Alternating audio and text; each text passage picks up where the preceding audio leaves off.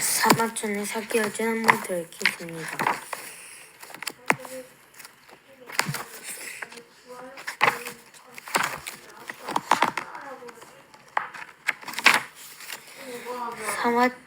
사기열전은 어떤 책일까? 사기열전은 제일 좀 안 하고 당근이지. 그때 웬일로 그런 고전을 다 들어먹어? 탐구학습 좋지. 그런데 준이는 사기열전이 뭐라고 생각하는데?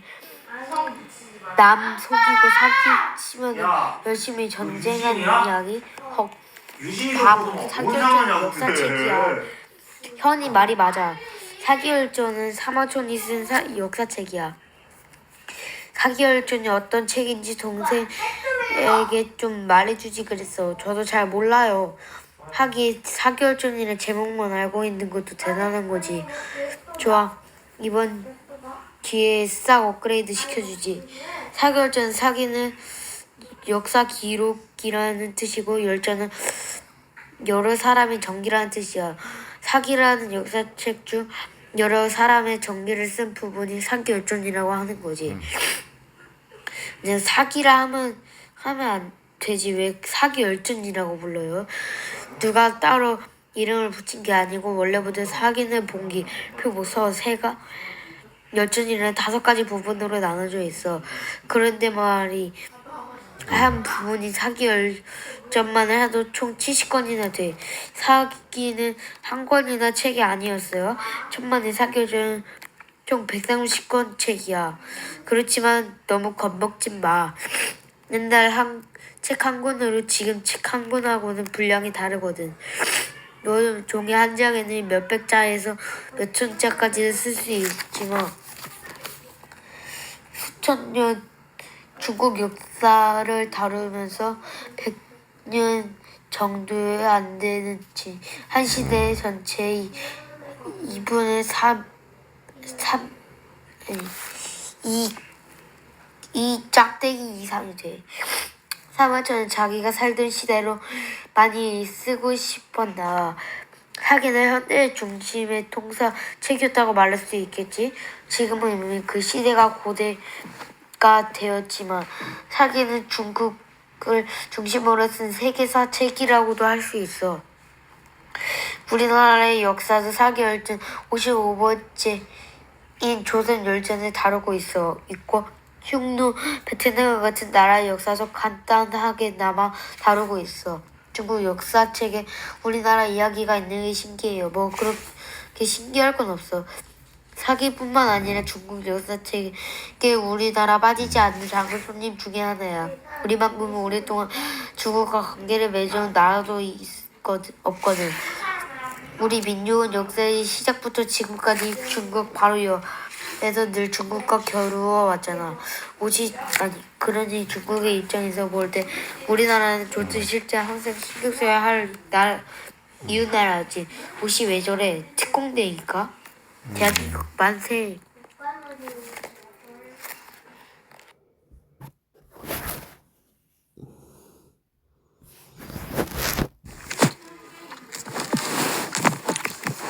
모자서의 말이 맞았어. 모자서를 볼 면이 없구나. 그리고 부처는 후회하면 스스로 목숨을 끊었지. 역시 간신의 끝은 처참하구나. 토사구팽이 셈이지. 으아, 배가 넘어가요. 빨리 선실 안으로 들어가자. 으아, 꼼지야. 열려라 도술독자. 아, 엄지야. 치면 큰일 나는데 엄지야 같이 가. 으아, 아이고 엉덩이야. 여긴 어디지? 사람이 엄청 많네. 깜짝이야. 나는 진나라의 좌서양 상황이다. 이 통나무를 여기 남문에서 북문으로 옮기는 사람에게 금 10냥을 주겠다. 통나무를 옮기면 금 10냥을 준다고? 10냥이면 기와집 한 채 값이잖아. 북문이면 엎어지면 다를 것인데 무슨 말도 안 되는 소리야. 정말 나는 약속을 반드시 지킨다. 우리가 만만해 보이냐? 바보인 줄 아나 봐. 상황이야. 상황이 누군데요? 법으로 진나라를 기억한 인물이지. 저 전국 시대로 넘어왔군. 아무도 나서지 않으니 3권도 올리겠다. 이 통나무를 복문으로 옮기는 사람에게는 금 50냥을 주겠다. 50냥? 정말 저걸 옮기면 금을 주는 거예요? 물론이지. 성은 거짓말을 안 하거든. 그런데 왜 사람들이 안 믿어요? 잘 지켜봐. 곧 믿게 될 거니까. 그럼 내가 옮길게요. 제가 옮겨도 되나요? 한 발 늦었다. 물론이요. 남녀노소 누구나 상관없다. 그럼 제가 옮기죠 뭐. 어차피 복문으로 밭 얻으러 가야 하니까요. 우리도 가보자. 그럴까? 자, 약속한 대로 50냥이다. 감사합니다. 진짜 금이다. 저런 정말이네. 이럴 줄 알았으면 내가 옮길걸. 앞으로 상황의 말을 잘 들어야겠어. 아까워라. 보았느냐? 나는 내가 한 약속을 반드시 지킨다. 그러니 너희도 내가 만든 법을 잘 지켜야 한다. 그래야 질서 있게 잘 살 수 있다. 통나무를 옮기는 게 법하고 무슨 상관이에요? 나라는 백성들을 속이지 않는다는 것을 몸소 보여준 거야. 그 후 새 법을 널리 알려 백성들이 잘 따르도록 했지. 하지만 상황의 새 법은 백성들을 너무 통제한 까닭에 백성들의 불만이 컸어. 어떤 내용인데요? 진나라에 왔으니까 진나라를 살펴보자. 그래, 진나라가 곧 천하를 지배하게 될 테니까요. 진나라가요? 전국 칠홍 중에 가장 강대한 나라가 돼. 전국 칠홍은 또 뭐예요? 춘추시대 때는 주나라 왕실의 눈치를 봐가며 세력을 넓혔는데 전국 시대 때는 대놓고 세력을 넓혔다. 전국 칠홍이라 하여 위, 조, 한, 제, 연, 초 나라 등의 두각을 나타냈었는데 그중 진나라가 상황의 10년의 계획 아래 눈부시게 발전했다. 상황이 대단한 사람인가 봐요. 그런데 상황은 원래 진나라 사람이 아니야. 그럼요. 상황은 위나라의 왕자였어. 위나라의 왕자가 왜 진나라에 와 있어요? 이 나라에서 자신의 능력을 인정해주는 사람이 없었거든.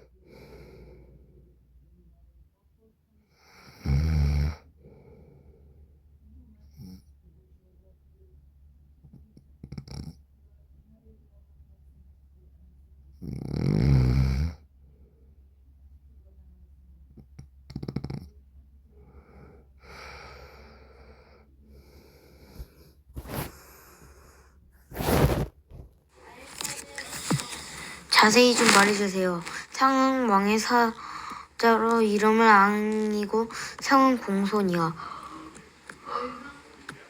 상흥이라 불리는 건 상 지역의 땅을 봉통으로 받았기 때문이지. 상흥은 젊었을 때부터 법가를 좋아했다.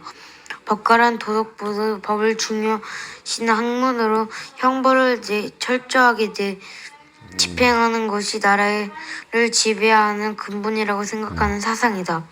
우리 모두가 법을 잘 지켜야 나라가 평안해진다오. 상황이 성전했을 때 위나라는 해왕을 다스리고 있었는데 해왕은 상황을 등용시키지 않았을 뿐 아니라 상황의 말에 귀를 기울이지도 않았다. 춘추 전국 시대를 제자 백가의 시대라고 말했지.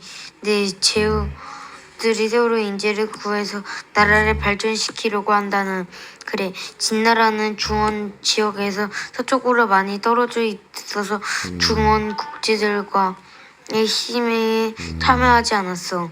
그러다 보니 중원의 제후국들은 진나라를 무시했지.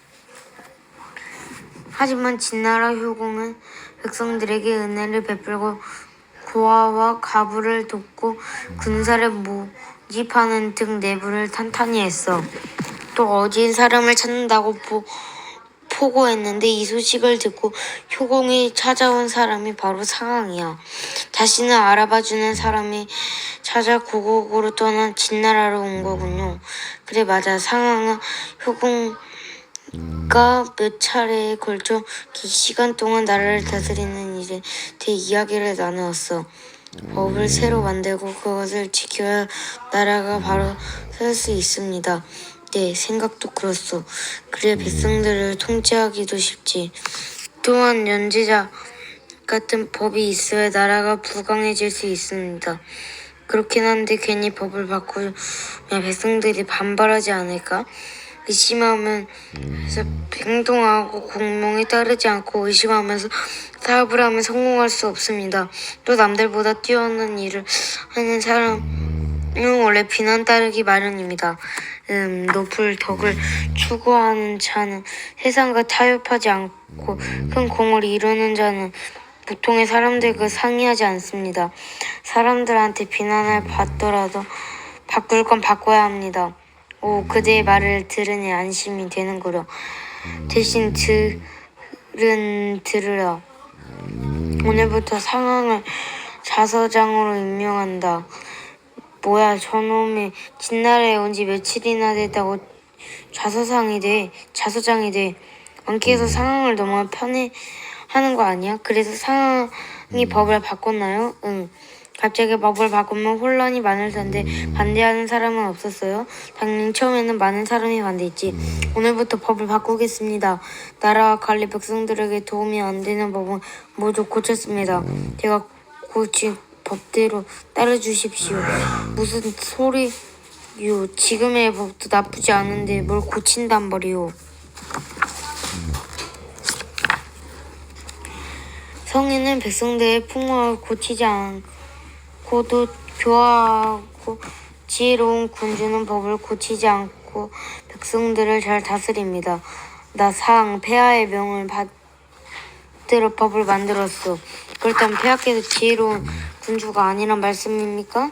100배의 이로움이 없으면 법을 고쳐서는 안 되고 10배의 효과가 없으면 그릇을 바꿔서는 안 됩니다. 옛것을 본받으면 허물이 없고 이에 법을 따르면 사악함이 없습니다.